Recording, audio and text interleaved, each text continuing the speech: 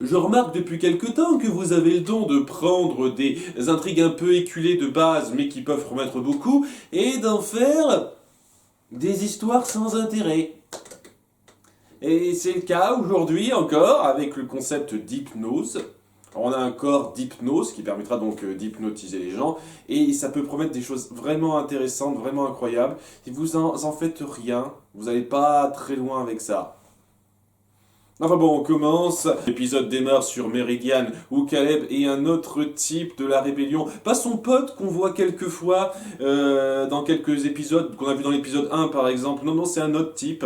Un humain cette fois, il s'appelle Drake, il me semble, un truc comme ça. C'est un blond quoi, qu'on n'a jamais vu avant. Se mène une petite résistance, espionne un petit peu certaines occupations des troupes de Phobos, et ils construisent pour chercher je sais pas quoi, c'est pas important, et ils risquent de trouver la cité infinie où réside la devineresse, et donc c'est important d'empêcher ça, mais ils peuvent pas trop profiter de l'effet de surprise puisque Blunk apparaît de nulle part, parce qu'il faut toujours donner une importance à ce type. Sérieusement, rien que la présence de Plunk fout en l'air une bonne partie de votre série, tellement vous le forcez. Bref, il arrive, il se fait voir bêtement, connement, en trébuchant, et donc tout le monde se fait repérer, ce qui fait que c'est plus trop une attaque surprise, mais bon, il lutte quand même. Le peu qu'on voit, c'est un combat général pas trop mal fait, jusqu'à ce que Cédric, qui est dans le coin, décide d'utiliser donc le fameux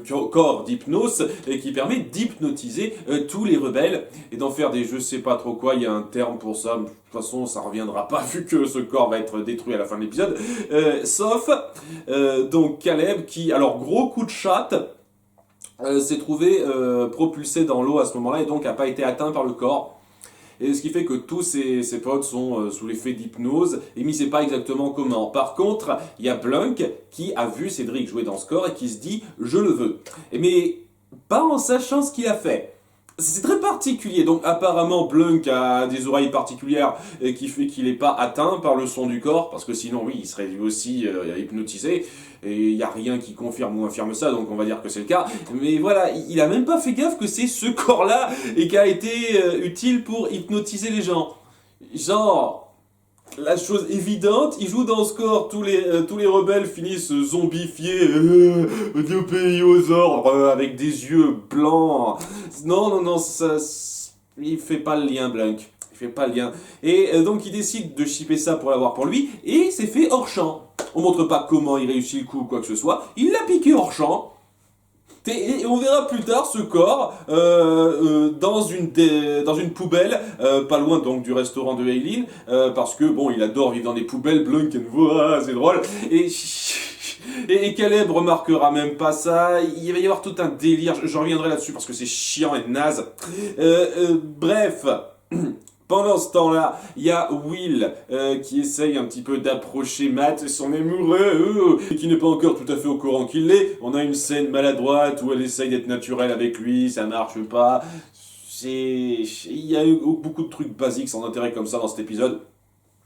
Et il se donne quand même vaguement rendez-vous au bal du collège.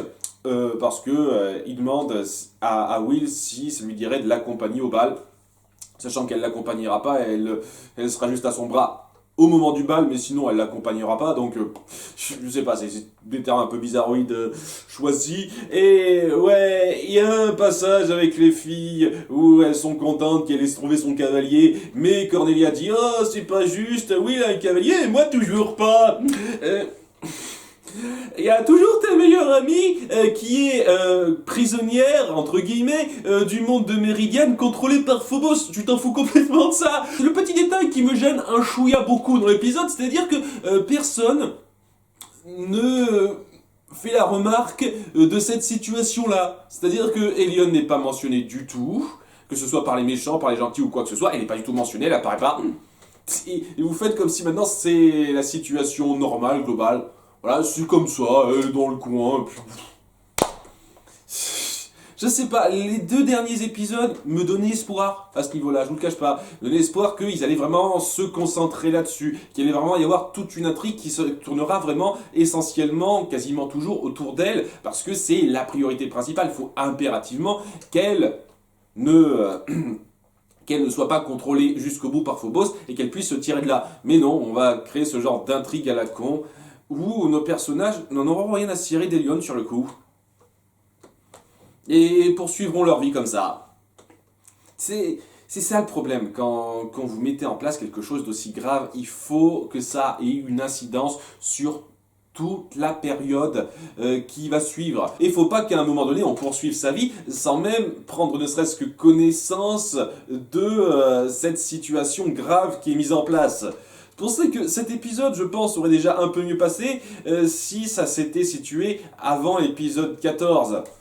Mais c'est pas le cas, ça se situe après l'épisode 14, donc c'est un gros problème déjà ce truc-là. Mais enfin bon, ouais, il y a Caleb qui arrive, et Cornelia se fiche du problème dont ils discutent parce que elle veut sortir avec lui pour aller au bal. À nouveau, c'est des relations entre des gamins de 15 ans, quelque chose comme ça, et je me dis, ouais, j'imagine que ça correspond. C'est pas palpitant en tout cas, hein. Ça va pas être un des plus grands couples qui soit ou quoi que ce soit. Enfin, c'est toujours mieux que ce qu'on met en place, parce que oui, il y a Tarani qui s'est trouvé un cavalier pour le bal. Je sais pas si ça reviendra ou pas, ça n'est pas intéressant. À un moment donné, on verra que Irma sortira quand même rapidement avec Cédric, même si ça la gonfle. Donc je sais pas, est-ce qu'elle a un côté masochiste? Ah, il aime pas être avec lui, mais je me sens quand même attiré par lui. Je sais pas. Et c'est un cadre complètement inintéressant par rapport à ça, puisque le seul intérêt de cet épisode, c'est l'intrigue autour de la corne d'hypnose. Et donc, il va y avoir tout un tas de trucs complètement cons par rapport à ça. Ah ouais, ouais. Donc, il y a la grand-mère de Eileen qui dit qu'elle reconnaît un petit peu cet état d'hypnose dans lequel sont tombés les rebelles, sachant que oui, à ce moment-là, Caleb ne sait pas que ça vient d'un certain corps en question. Et d'ailleurs, on aura un passage supposément drôle où donc Blunk aura piqué ce corps, et Caleb considérera ça comme pas important, hein, laisse-le dans la poubelle, on s'en fiche pour l'instant.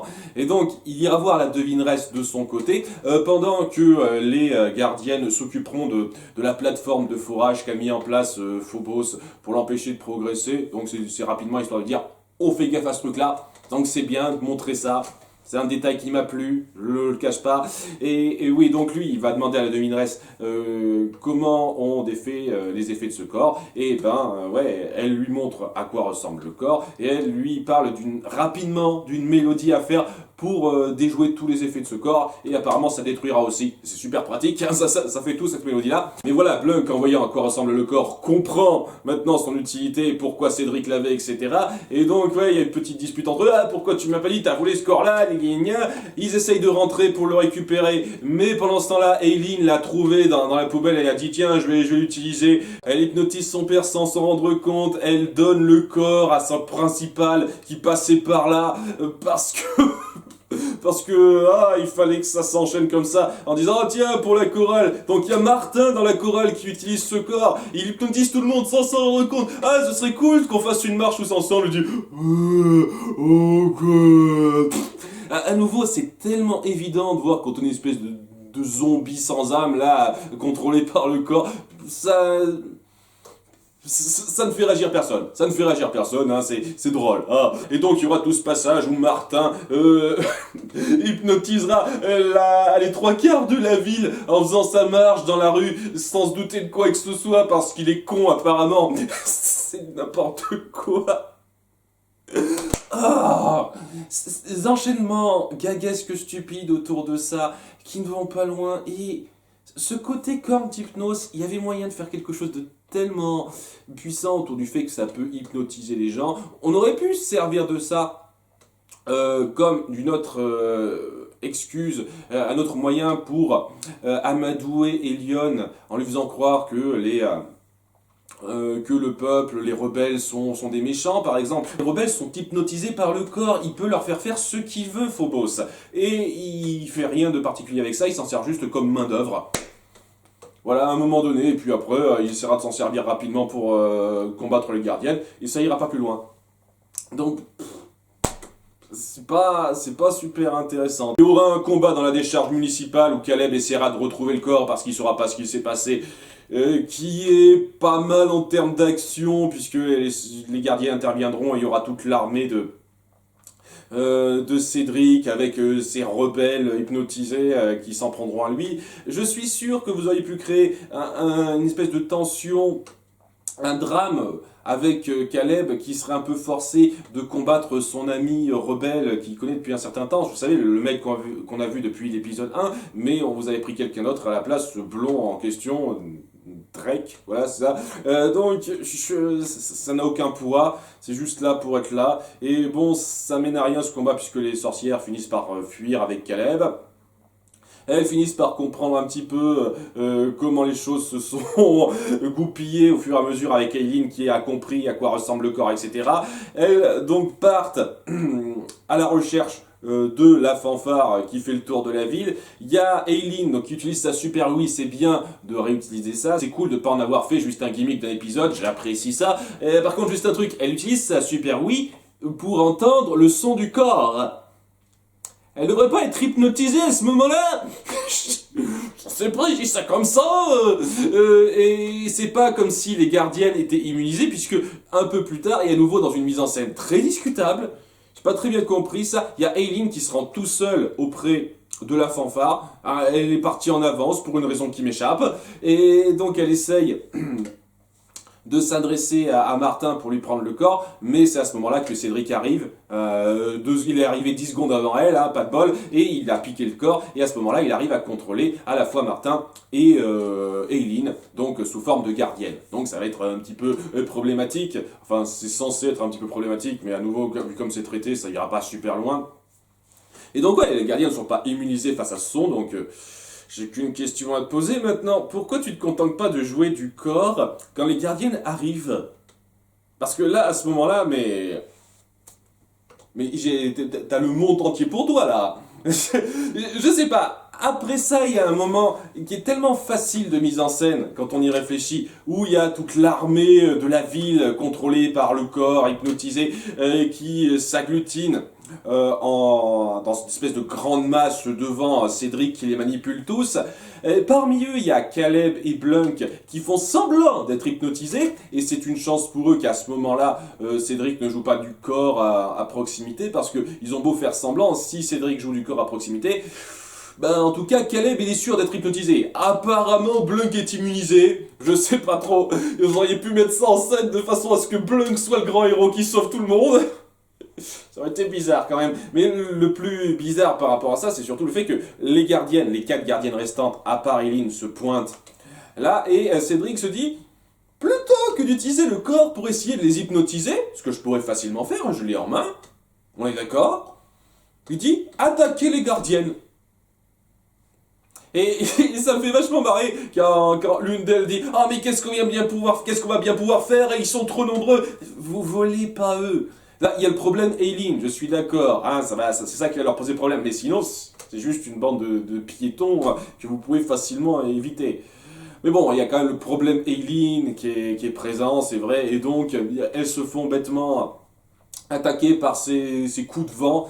Voilà, et elles ripostent pas, elles n'essaient pas de la contenir ou quoi que ce soit, elles se font juste bêtement...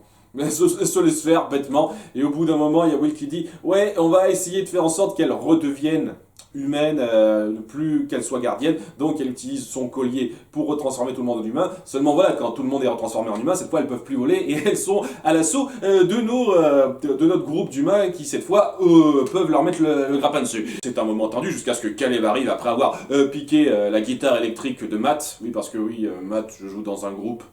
C'est nouveau, je n'ai pas souvenir que ça a été un temps un peu mentionné avant, mais bon, il joue dans un groupe maintenant, il a piqué sa guitare électrique à Matt. Et grâce à cette guitare électrique, il arrive à jouer la mélodie dont la devineresse lui a parlé. Et grâce à ça sort tout le monde de son hypnose et ça détruit le corps. Et je sens que j'aurais pu être tellement plus pris que ça par ce grand dénouement, cette situation super tendue que vous avez mise en place, si vous l'aviez tout simplement mieux mise en scène. Parce que sérieusement, je suis pas pris dedans. C'est tellement forcé, tellement amené pour le gag, cette situation, la majorité du temps, que je ressens pas grand chose. Vous prenez très peu au sérieux cette situation-là, en fait. Cette situation du corps qui peut manipuler tout le monde, même les gardiennes. Même les gardiennes peuvent se faire hypnotiser par ça. Et bah, ça me gêne. Ça me gêne beaucoup. Vous auriez pu faire une intrigue vraiment pesante, avec des enjeux forts, mais étant donné que tout est traité à la légère la très grande majorité du temps, à la fin, quand vous balancez cette situation super tendue avec nos gardiennes et Caleb qui vient pour les sauver à la dernière seconde, je me dis, ouais, ça aurait pu être beaucoup mieux. Et ça se termine avec Cédric qui se barre, je sais pas trop comment. Oui, on le montre pas se barrer. Et tout le monde qui décide de partir vers le bal. Personne se pose de questions. Apparemment, c'est une espèce de truc magique avec le corps. On se souvient pas de ce qui s'est passé quand on a été transformé. Et quelques temps avant, parce que Martin non plus ne se souvient pas du tout de ce qui s'est passé, alors qu'il a vu Aileen sous forme de gardienne qui peut voler. Mais non, hein, il s'en souvient pas. Hein, en tout cas, semble-t-il non. Hein. Peut-être que par la suite, on me donnera tort, mais je pense que non, il s'en souvient pas. Donc, voilà, il y a la scène de bal sans intérêt. Oui, il est trop contente de danser avec Matt à la fin. Oh, c'est trop mignon. Il y a Caleb qui danse pas super bien parce qu'il a pas les mêmes coutumes que la Terre. Oh, qu'est-ce que c'est rigolo. Je trouve pas ça intéressant du tout.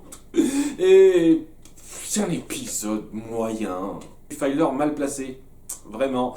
Donc, je sais pas, pour dire que c'était affreux. L'action était pas trop mal. Quelques petites situations à la fin qui étaient un peu pressantes, ça allait.